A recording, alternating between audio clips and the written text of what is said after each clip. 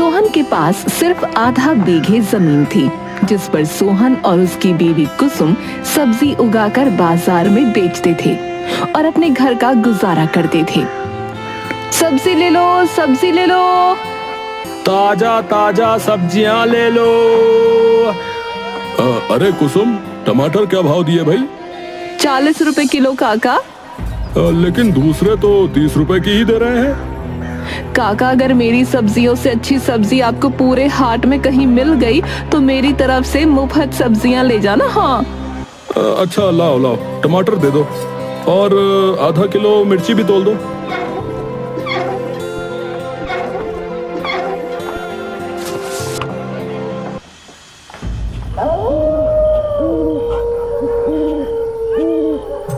सोहन और कुसुम दोनों रात को घर पर आते हैं।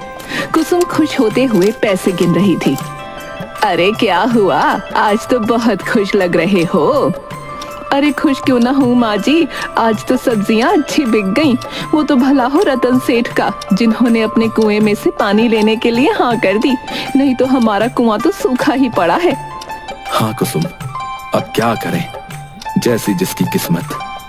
वैसे एक बात बताओ, तुम ऐसा क्या जादू करती हो खेत पर जो इतनी ज्यादा और अच्छी सब्जियां उगती हैं? रतन सेठ ने अपने यहाँ इतने नौकर चाकर लगा कर रखे हैं, पर फिर भी उनकी सब्जियां तुम्हारे जितने नहीं उगती। हाँ, अरे तो क्या सिर्फ मैं ही मेहनत करती हूँ हमारे खेत पर? आप भी तो करते हो। ये तो हम दोनों की मेहनत की कमाई है। आप ऐसे ही मुझे सारा श्रेय देते रहते हो।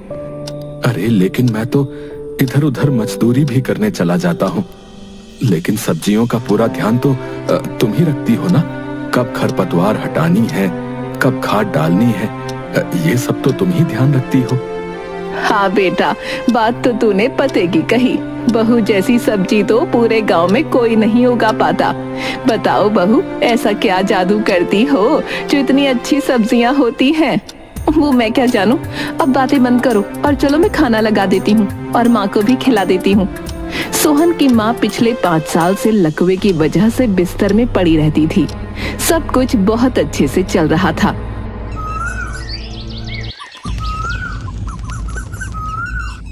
कुसुम, कुछ दिनों से सब्जियों का काम अच्छा चल रहा है। हाँ, और ये देखिए, मैंने कुछ पैसे भी बचा कर रखे हैं। मुसीबत के समय पर काम आएंगे और माँ जी का इलाज भी तो करवाना है। ये पैसे हमें काम आ जाएंगे। बातें करते हुए दोनों घर जाते हैं।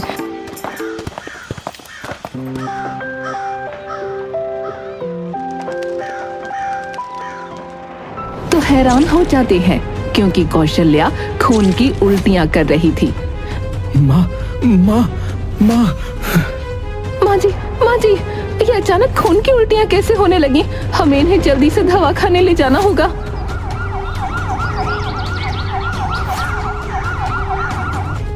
डॉक्टर साहब, देखिए हमारी माँ को क्या हुआ है।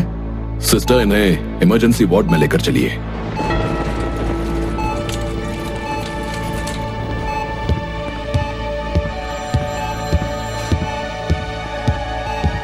डॉक्टर साहब, मेरी माँ को क्या हुआ है? इन्हें सिरोसिस है।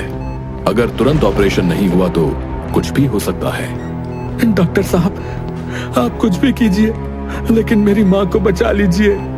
अब देखिए, ऑपरेशन करना पड़ेगा और उसमें 10 से 12 लाख रुपए लगेंगे।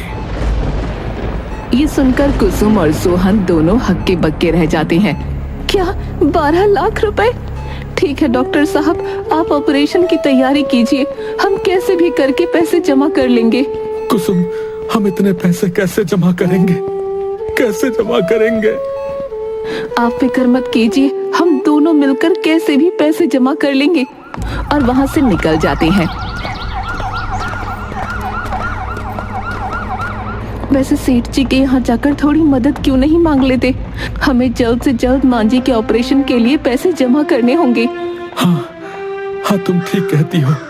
मैं सेठ जी के यहाँ जाकर मदद मांगता हूँ। सोहन रतन के यहाँ पहुँचता है। अरे सोहन, क्या हुआ? परेशान लग रहे हो?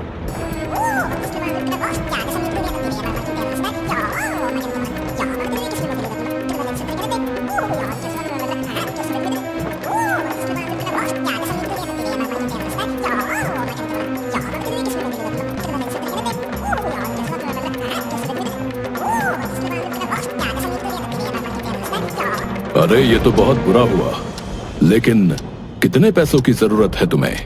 सेठ जी, डॉक्टर ने पूरे 10 से 12 लाख रुपए कहा है। आप मेरी मदद कर दीजिए, मैं थोड़े थोड़े करके आपके पैसे लौटा दूंगा सेठ जी। सोहन और रतन की सारी बात उसकी पत्नी मीना सुन रही थी। अजी सुनिए। जरा रुकना, मैं आया।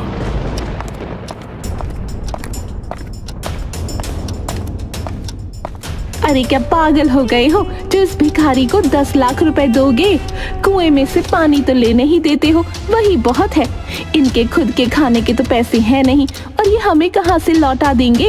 अगर पैसे न लौटाए तो हमारे 10 लाख रुपए तो डूब ही जाएंगे। मीना की सारी बात बाहर तक सुनाई दे रही थी। सोहन थोड़ा उदास हो जाता है, लेकिन फिर भी वो वहाँ खड़ा रहता है।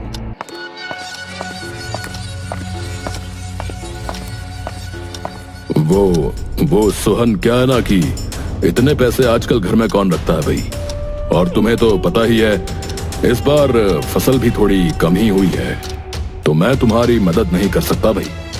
और हाँ, इस बार तुम कुएं से भी पानी नहीं ले सकते, वो सूखा पड़ता है ना, तो थोड़ी दिक्कत आती है। सोहन मुंह लटकाकर वहां से चला जाता है।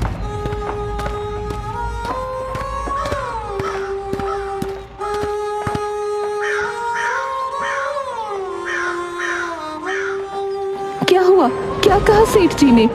सेठ जी ने मदद करने से मना कर दिया। अरे कोई बात नहीं, आप दिल छोटा मत कीजिए। ये लीजिए, मेरे सारे गहने आप बेच आइए और माँ का इलाज करवा दीजिए। गहने तो हम फिर भी खरीद लेंगे।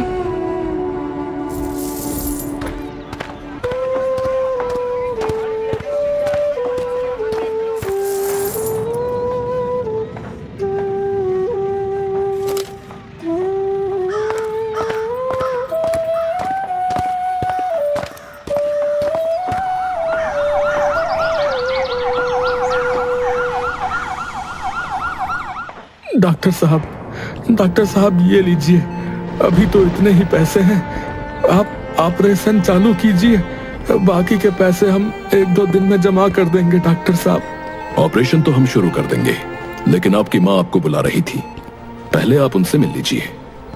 सोहन और कुसुम दोनों कौशल्या के पास जाते हैं।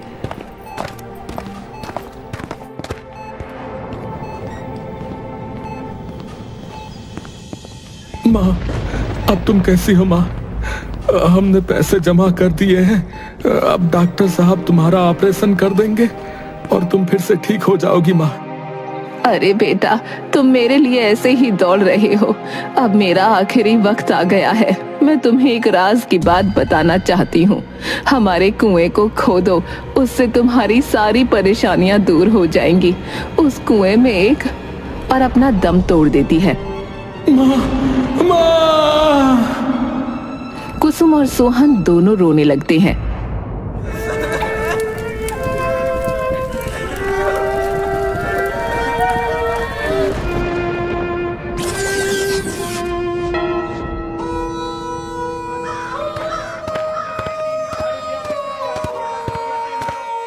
जब से माँ हमें छोड़कर गई है, तब से कुछ अच्छा ही नहीं लगता। वैसे आपको याद है, जब माँ जी ने अपना दम तोड़ा था, तब कुआं खोदने के बारे में कुछ कह रही थी।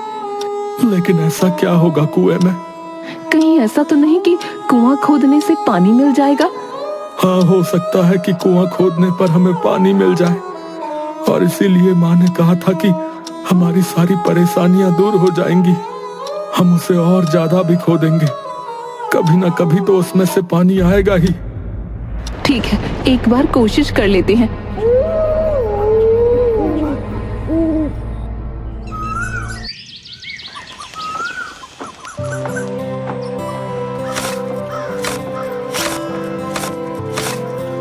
मुझे नहीं लगता इस कुएं में से पानी निकलेगा। आज पूरे दिन से हम खुदाई कर रहे हैं, लेकिन कोई फायदा नहीं हुआ। अरे भाग्यवान, आज नहीं निकला तो क्या हुआ, कल तो निकलेगा। कल हम फिर से कोशिश करेंगे।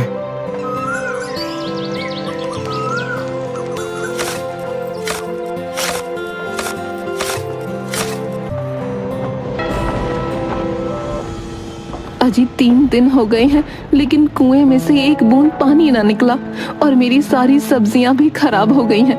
अब बस मैं और नहीं कर सकती।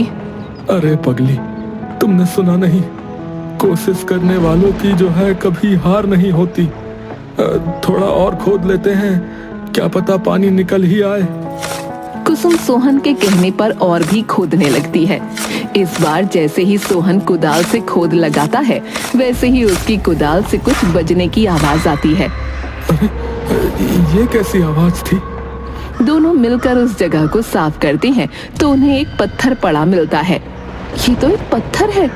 दोनों उस पत्थर को हटाते हैं तो उसमें से एक रास्ता निकलता है। ये तो बड़े अचंभे की बात है, हमारे कुएं में सुरंग। हाँ, इस बात से तो मैं भी हैरान हूँ कि हमारे कुएं में सुरंग है।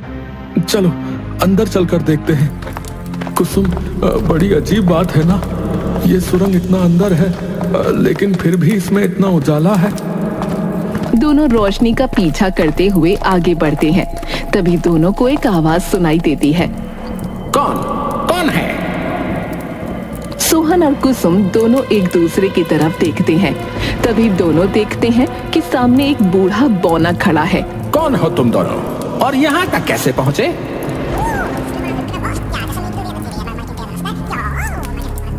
पर आप यहाँ कैसे? एक बार मुझसे गलती से एक साधु बाबा की तपस्या भंग हो गई थी। उन्होंने गुस्से में मुझे श्राप दे दिया और मुझे बहुत ज्यादा बदसूरत बना दिया था। सभी गांव वाले मुझे मारने के लिए मेरे पीछे ही पड़ गए थे। तब तुम्हारे पिता ने मेरी मदद की थी और मुझे यहाँ रहने की जगह दी। तब से मैं यहीं पर हूँ। तो आप अभी तक जिंदा कैसे हैं?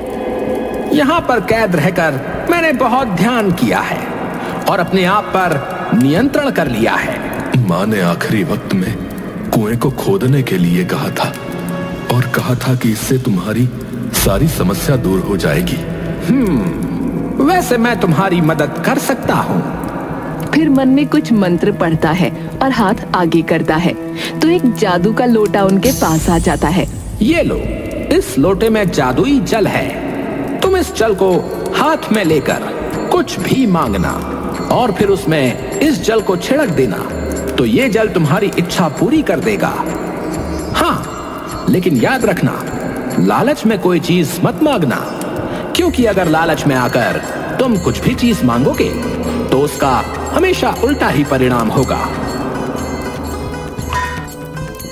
और फिर बौना वहां से गायब हो जाता है। एक तो कुएं के अंदर सुरंग, ऊपर से उसमें बौना, वो भी न जाने कब से इसमें कैद था। मुझे तो ये सब बहुत अजीब लग रहा है। वो सब तो ठीक है, लेकिन अभी यहाँ से बाहर चलो। चलो। दोनों कुएं से बाहर निकलते हैं। वैसे क्या ये पानी सच में जादुई है? एक काम करते हैं, हम एक बार इस पानी को छिड़क कर देख लेते हैं। हाँ, तुम सही कह रही हो कुसुम। हे जादुई जल, हमारे कुएं को पानी से भर दो। और छींटा देते हैं। देखते ही देखते कुआं पूरा पानी से भर जाता है। कुसुम और सोहन दोनों देखकर बहुत ही हैरान हो जाते हैं। अरे, ये कुआं तो सच में भर गया। हाँ, सच में। तो क्या ये हमारी सूखी हुई सब्जियों को भी फिर से ताजी बना सकता है?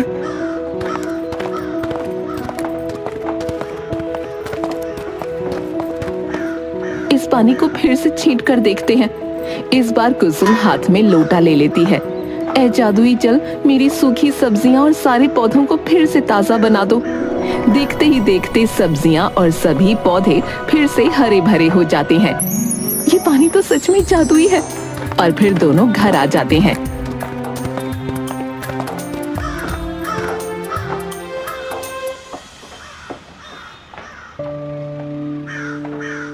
वाह वाह, ये तो कमाल हो गया। ये सब इस जादुई जल की वजह से ही हुआ है। आज तो हमें एक ही दिन में कितनी सारी खुशखबरियां मिल गई। आज का दिन तो सच में बहुत अच्छा है।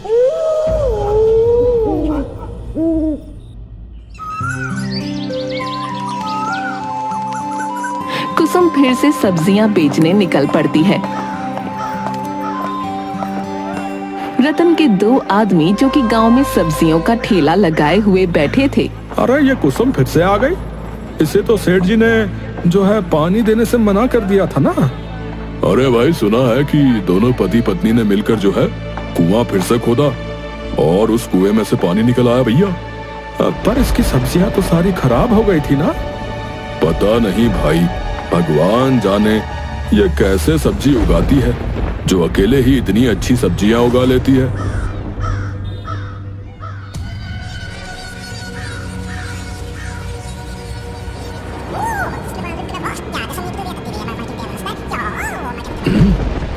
ये कैसे हो सकता है?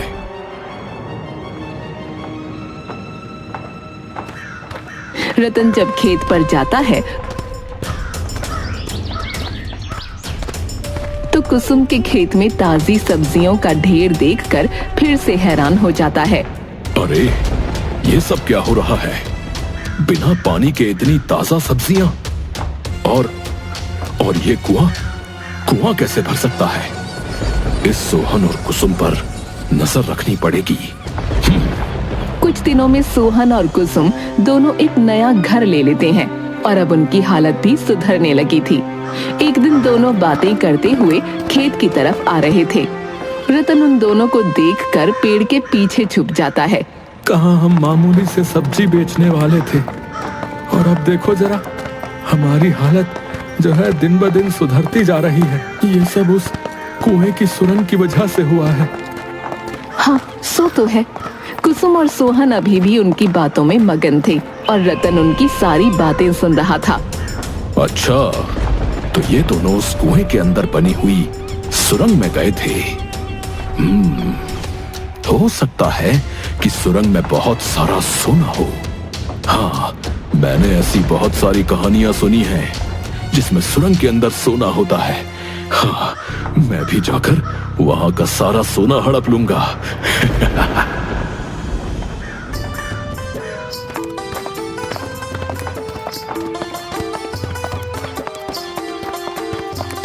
हाँ, अब मैं इस कुएं के अंदर जाकर सुरंग से सारा सोना ले आऊंगा।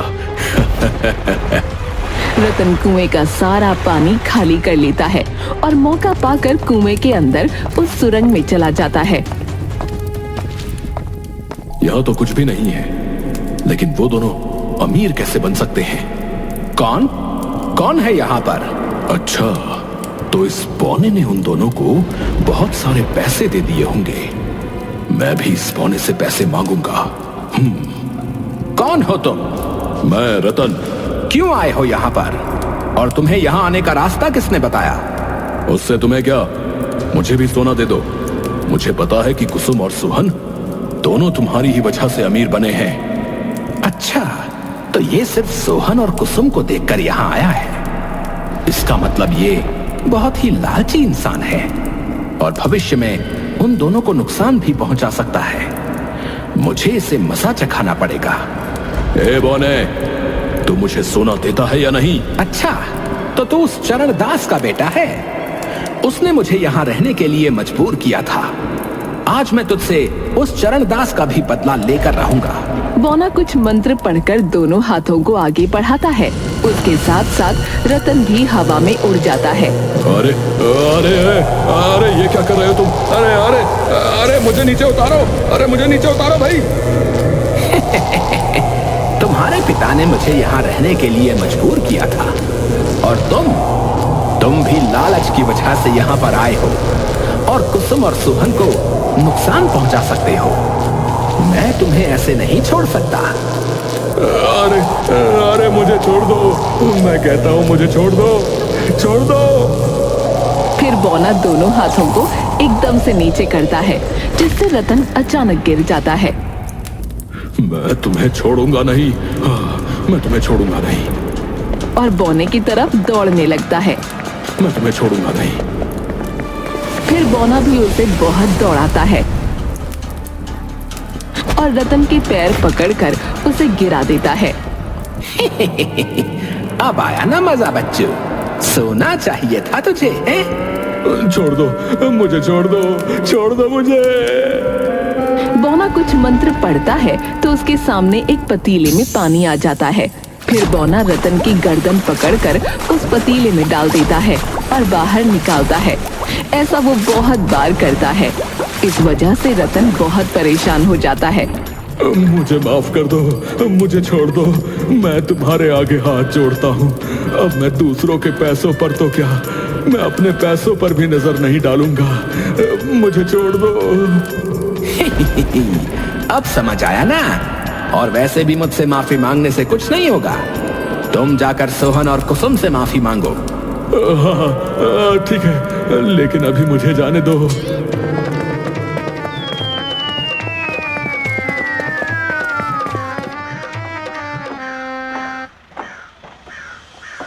अरे सेठ जी, ये आपकी हालत किसने की? अरे मुझे माफ कर दो सोहन कुसुम, मुझे माफ कर दो।